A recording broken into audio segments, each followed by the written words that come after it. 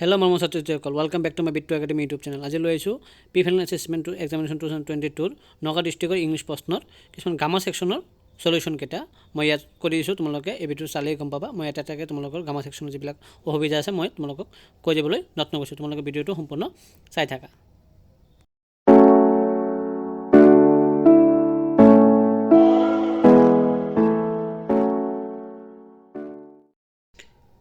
তো ইংলিছ প্ৰশ্নৰ প্ৰথম প্ৰশ্ন হৈছে যে choose the meaning of the underlined word in the following sentence from among the alternatives given in the bracket. তো প্ৰথম একৰ এ নম্বৰ প্ৰশ্ন হৈছে যে the house the only one in the entire valley set on the crest of a low hill. তো ইয়াত থকা underline কৰি থকা শব্দটোৰ মিনিংটো কি হ'ব?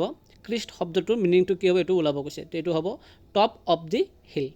তাৰপিছত হৈছে state whether true or false, কোনকেইটা ট্ৰু হ'ব কোনটো ফল্ছ হ'ব এইটো লিখিব কৈছে।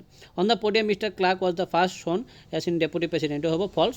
দেন দ্য তাম্বু বেমেকি was shown in second deputy president, এইটো হ'ব ফল্ছ।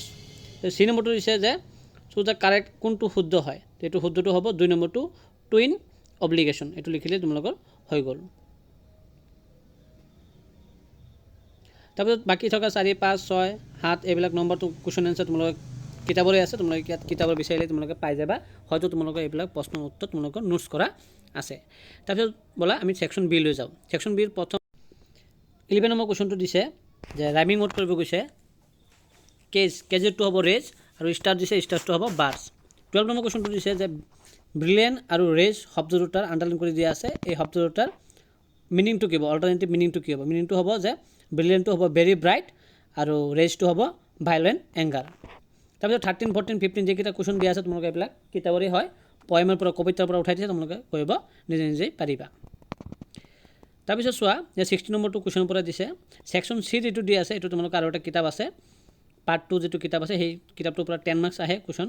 ইয়াত 17 আৰু 18 দুটা কুৱেশ্যন আছে। ইয়াত অৰ দিয়া আছে, তোমালোকে যি 4টা আছে 4টাৰ পৰা যি দুটা লিখিলেই হৈ গ'ল, 5 মাৰ্ক পাই যাবা। তাৰপিছত কি আছে ছেকশ্যন ডি আছে, গামা ছেকশ্যন ডি আছে যে 19 নম্বৰ কুৱেশ্যনটো দিছে যে determiner my brother is an NCC cadet, the principal gave away student must sound advice, few men are free from faults, each of the boys was rewarded, এইটো লিখি দিলেই হৈ যাব।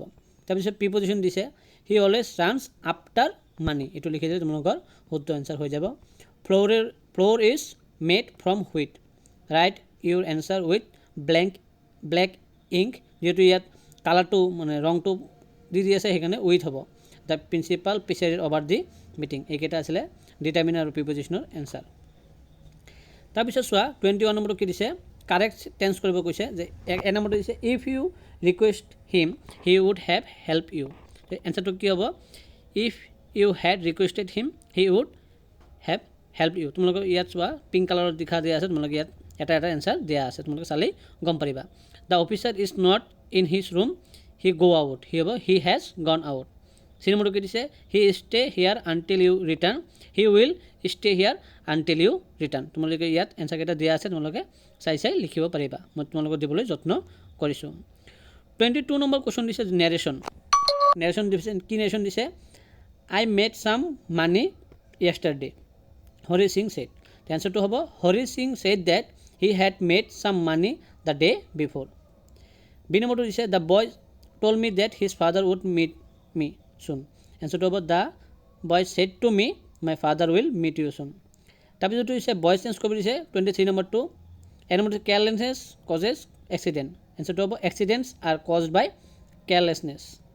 বি নম্বৰটো দিছে যে English is spoken all over the world, এনচাৰটো হ'ব people speak English all over the world. তাৰপিছত 24 নম্বৰ কুৱেশ্যন দিছে কম্বাইন কৰিব গৈছে, মানে দুটা মিলি পেলাই এটা বাক্য চেণ্টেঞ্চ বনাব দিছে। The earth is round we can prove it, we can prove that the earth is round, এইটো লিখি দিলে তোমালোকৰ এনচাৰ হৈ যাব। তাৰপিছতো দিছে the man created the trouble he was arrested, এনচাৰটো হ'ব the man who created the trouble was arrested. 25 নম্বৰটো দিছে কাৰেক্ট অল্টাৰনেটিভ চেণ্টেঞ্চটো কৰিব দিছে it is not proper look through an open window', look হ'ব তাৰপিছতটো হ'ব চাইল্ডিছ দি দিলেই হৈ যাব। ইয়াত তোমালোকে চোৱা এটা এটাকৈ মই তোমালোকে এনচাৰকেইটা দি দিছোঁ, তোমালোকে ইয়াৰ পৰা চাই লিখিব পাৰিবা।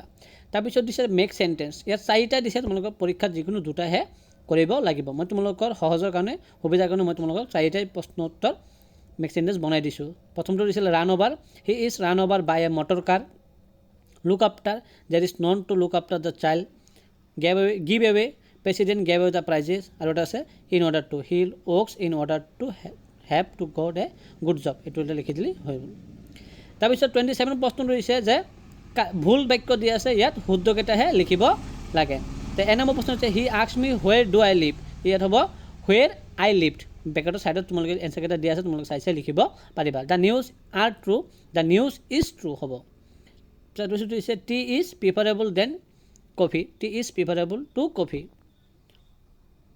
It is raining since morning it has been raining since morning I saw a strange dream last night I dreamed a strange dream last night 6 mile are a long distance 6 mile is a long distance তো তুমি ইয়াত তিনিটা কৰিব কৈছে মই ইয়াত 6টা কৰি দিছোঁ তোমালোকে যিকোনো তিনিটা লিখিলে পৰীক্ষা লিখিলে হৈ গ'ল মই তোমালোকৰ সুবিধাৰ কাৰণে 6টা প্ৰশ্নৰ উত্তৰ তোমালোকক কৰি দিছোঁ তোমালোকে ইয়াত চাইডত লিখিলে চোৱা চবকেইটা মই এটা এটাকৈ লিখি দিছোঁ তোমালোকে কুৱেশ্যন লিখি তলত এনচাৰকেইটা দি গ'ল তোমালোকৰ পৰীক্ষাত কমন পৰিব পাৰে 28 নম্বৰ দিছে ট্ৰান্সলেট ইনটু ইংলিছ ব্ৰহ্মপুত্ৰ অসমৰ আটাইতকৈ ডাঙৰ নদী the Brahmaputra is the biggest river in Assam Guwahati নদীৰ পাৰত অৱস্থিত Guwahati is situated on the bank of river Brahmaputra গুৱাহাটীত ভালেমান স্কুল কলেজ আছে there are many schools and college in Guwahati 4 number দিছে গুৱাহাটীৰ প্ৰাচীন নাম Pragjyotishpur the ancient name of Guwahati is Pragjyotishpur এইটো হৈ গ'ল তাৰ 5 নম্বৰ দিছে তুমি কেতিয়াবা গুৱাহাটীলৈ গৈছানে যে কুৱেশ্যন মাৰ্ক দিছে তে হেভ ইউ এভাৰ গান টু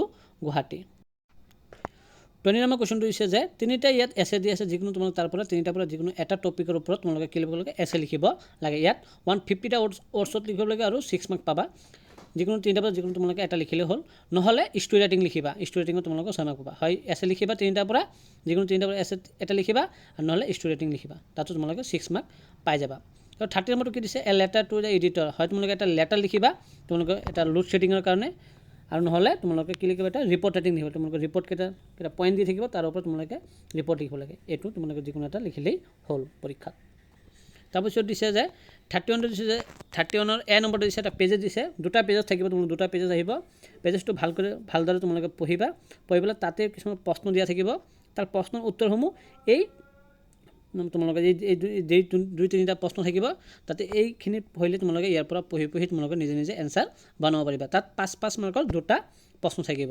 এটা হ'ল 31 এ আৰু এটা হ'ল 31 বি এইটো সেম তোমালোকে খালি কুৱেশ্যন কেইটা পঢ়ি পেলাই এই যেটো তোমালোকৰ লাইন দিয়া আছে পেৰাগ্ৰাফ এটা দিয়া আছে সেই পেৰাগ্ৰাফৰ পৰা তোমালোকে প্ৰশ্ন উত্তৰখিনি কৰিব লাগে তো আশা কৰিছোঁ তোমালোকে ভিডিঅ'টো বুজি পাইছা যদি ভিডিঅ'টো ভাল লাগিছে লাইক কৰি দিবা কমেণ্ট কৰি দিবা আৰু চেনেলটো ছাবস্ক্ৰাইব কৰিবা Thanks for watching.